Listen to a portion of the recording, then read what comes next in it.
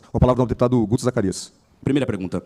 Doutor Damiani, devemos respeitar a autopercepção de uma criança para tratamentos hormonais e cirurgia de redesignação sexual, sendo que elas são consideradas incapazes? Por exemplo, se uma criança não pode decidir fazer uma mera tatuagem, por ser uma decisão permanente, porque ela pode passar por tratamentos de transição de gênero que têm efeitos igualmente permanentes? Nós, em crianças, não fazemos nenhum tipo de tratamento. Nem bloqueio puberal, porque elas não estão em puberdade, nem tratamento hormonal, porque não é o momento, nem cirurgia, porque isso só é feito pela legislação anterior após os 21 anos, pela atual após os 18 anos, onde o indivíduo já tem autonomia para decidir se ele quer ou não. Ou seja, nós não impingimos um tratamento a nenhuma criança ou adolescente. Quando ele começa a sua puberdade, nós simplesmente atrasamos essa puberdade. Eu não sei se os senhores sabem, mas a natureza já fez isso com todos nós. Nós nascemos em puberdade. E a natureza bloqueia a nossa puberdade. Se você olha um menino, um recém-nascido até os 6 meses de idade, e se você dosa a testosterona dele, você vai levar um susto, se você não estiver acostumado com isso. Ele está numa mini puberdade. A menina é até os 2 anos de idade. Então a natureza é a primeira que faz um bloqueio puberal. Ela bloqueia essa puberdade, segura esse bloqueio puberal até os 10, os 11, os 12, as idades variam muito, isso é muito individual. E a partir desse momento ela começa a liberar essa puberdade. O que nós fazemos nesse primeiro momento é atrasar um pouco mais isso, para dar tempo para essas crianças terem os diagnósticos. Não sei se eu respondi a sua pergunta. Vamos à próxima. Segunda. O bloqueio de puberdade em menores de idade tem a exigência mais rígida que o CFM pode dar, só podendo ser feito em caráter experimental. É correto dizer que a USP faz bloqueio de puberdade em menores de idade?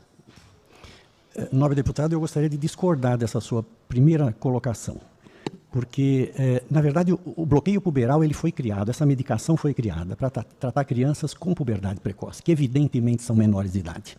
A puberdade precoce é definida na menina como sinais puberais antes dos 8 anos de idade e no menino como sinais puberais antes dos 9 anos de idade.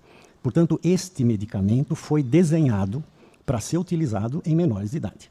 Mas ele também é utilizado em outras indicações. Ele é usado para homens que têm câncer de próstata, por exemplo. Ele é usado para mulheres que têm câncer de mama, para mulheres que têm câncer de útero, porque a gente tem que bloquear a produção estrogênica nessas pessoas. No nosso caso aqui específico, nós não estamos lidando com puberdade precoce. Nós estamos lidando com uma criança que começa a sua puberdade e nós atrasamos esta puberdade. Esse tratamento é absolutamente definido, inclusive, pelo Conselho Federal de Medicina, e não fazemos coisas contra a ética ou contra determinações do Conselho Federal de Medicina. Se um menor de idade, diagnosticado com transtorno de identificação de integridade corporal, manifestasse seu desejo de amputar um membro funcional, sua decisão deveria ser respeitada? O senhor acha que os médicos deveriam realizar essa operação? Evidentemente que não, mas nós não fazemos isso. Isso nunca foi feito, isso nunca será feito. Não é assim que se tomam essas decisões. Doutor, se o senhor disse que evidentemente que não, é correto dizer que São Paulo está removendo seios saudáveis de meninas menores de idade? Não entendi. Desculpa. O senhor disse que evidentemente que não. É correto dizer que São Paulo está removendo seios saudáveis de meninas menores de idade? Removendo seios saudáveis? Não, é claro, evidentemente que não. Se alguém está fazendo isso, isso é absolutamente... Isso não tem sentido. Removendo seios de crianças... Menores de idade. Não. A cirurgia na incongruência de gênero, ela só é autorizada depois dos 18 anos de idade. Não se faz cirurgia. Isso é uma determinação do Conselho Federal. E nós respeitamos totalmente a determinação. Ela é feita quando o indivíduo é maior de idade e ele autoriza. Como o nobre deputado, se tiver uma cirurgia para fazer, o senhor tem que autorizar, dar só o seu consentimento de fazer. A não ser que seja uma cirurgia de urgência, de vida ou morte, aí não tem jeito. Mas não fazemos isso, não. O médico americano James Cantor, PhD em psicologia clínica, juntou 11 estudos diferentes demonstrando que de 60% a 90% das crianças que dizem se identificar com o sexo oposto desistem da ideia na puberdade. Logo, a expectativa é de uma maioria de desistências. Mas o bloqueio de puberdade interfere nessa remissão espontânea. Sendo assim, não é flagrantemente imoral continuar transicionando crianças, doutor? Quando se fala que quando eu faço um bloqueio de puberdade, eu não deixo a criança vivenciar as suas experiências sexuais, eu vou transportar isso para uma outra situação. Nesta plateia aqui, provavelmente 10% a 20% dos homens tiveram atraso puberal. Normal. Variação da normalidade. Estatístico. Então, a puberdade no menino, ela é considerada tardia quando ela não ocorre até os 14 anos de idade. Mas existe uma condição chamada atraso constitucional do crescimento e puberdade, onde esses meninos vão entrar em puberdade com 16, com 17 anos.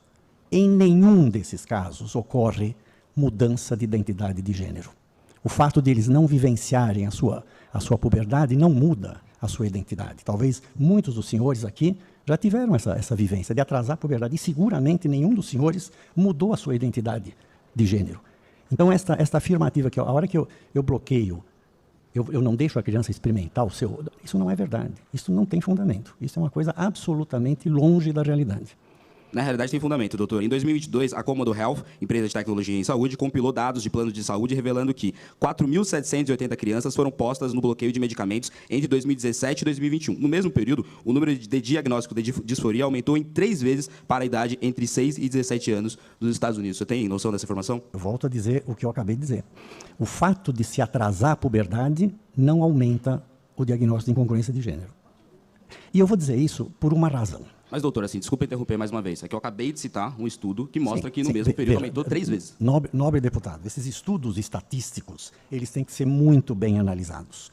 Por exemplo, uma ocasião eu me lembro de um estudo que comparava a produção de ferro no Brasil com a incidência de anemia na Inglaterra. Perfeita correlação. Só que não tem sentido. Então, tem coisas que não têm sentido. Isso eu gostaria de deixar claro para os senhores. Quando a gente conhece um medicamento, quando a gente conhece a farmacologia desse medicamento, nós sabemos o mecanismo de ação desse medicamento, fica muito fácil para nós entender o que é dependente desse medicamento ou o que não é dependente desse medicamento. Eu posso lhe dizer que, como eu lhe dei o exemplo, um rapaz que começa a sua puberdade aos 17 anos de idade, ele não está mais vulnerável a uma incongruência de gênero do que aquele rapaz que começou a sua puberdade aos 12 anos de idade. Isso é uma variação normal na população. Existe isso. E essas pessoas não aumentam a sua incongruência. A incongruência de gênero é uma coisa muito específica que eu lhe digo, eu não tenho capacidade de diagnosticar.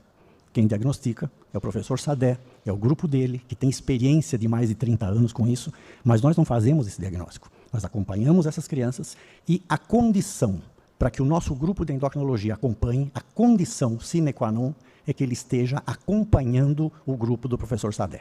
Ele tem que estar no Antigos. Se ele se desliga do Antigos, automaticamente ele é desligado do nosso grupo, porque nós não lidamos com diagnóstico. O que nós fazemos é simplesmente atrasar essa puberdade. E eu honestamente, não entendo muito tentar levar isso para o lado de levar uma incongruência de gênero. Pode ter a estatística, mas isso não faz muito sentido, nobre deputado. Não vejo muita ligação de uma coisa com a outra. Só que eu não acho que seja o caso dessa informação aqui. A gente está mostrando um estudo da Comodo Health que mostra em quase 5.000 crianças que nós bloqueamos a puberdade delas. Dessas 5.000 crianças, comparados com outros grupos que não tiveram essa puberdade bloqueada, aumentaram em 3 vezes o diagnóstico de disforia. Ou seja, o que mostra esse dado, que é de outro país, mas evidentemente faria sentido aqui, porque as pessoas, eu imagino, são iguais em todos os países, né, deputada? Mas que nas crianças que nós bloqueamos a puberdade, aumenta em 3 vezes a chance delas serem diagnosticadas com disforia. O senhor acha realmente que não faz sentido? Não, não faz sentido. Absolutamente não faz sentido. A gente lê algumas... Veja, nobre deputado, existem trabalhos... Eu sempre digo que se escreve muito lixo em inglês. Mas um trabalho escrito em inglês tem um outro peso. Ele está escrito em inglês. Então, vamos aceitar isso. Eu acho esse, inclusive, o grande problema, às vezes, até das redes sociais. As pessoas aceitam tudo que está escrito lá como se fossem verdades absolutas e não tem uma crítica para dizer, não, isso não faz sentido. Isso realmente não faz sentido. Então tá. Por que a USP oferece esse tratamento como solução para crianças ou menores de idade diagnosticadas com disforia de gênero? Não deveriam ser mais cuidadosos no sentido de preservar a saúde das nossas crianças e adolescentes ao invés de utilizá-los como experimentos humanos? É exatamente o oposto. Nós somos extremamente cuidadosos com as nossas crianças e com os nossos adolescentes, e é por esta razão que nós bloqueamos a puberdade. A visão é totalmente oposta. Ou seja, o bloqueio de puberdade não vai prejudicar essas crianças, mas a evolução dessa puberdade numa criança com incongruência de gênero vai levar seguramente à disforia. E a disforia é uma condição extremamente dolorida para a criança, para o adolescente, para a família, para todos. Quem convive com esses adolescentes sabe o drama que é uma criança ver o seu corpo mudando do lado errado. Então, não fazemos isso.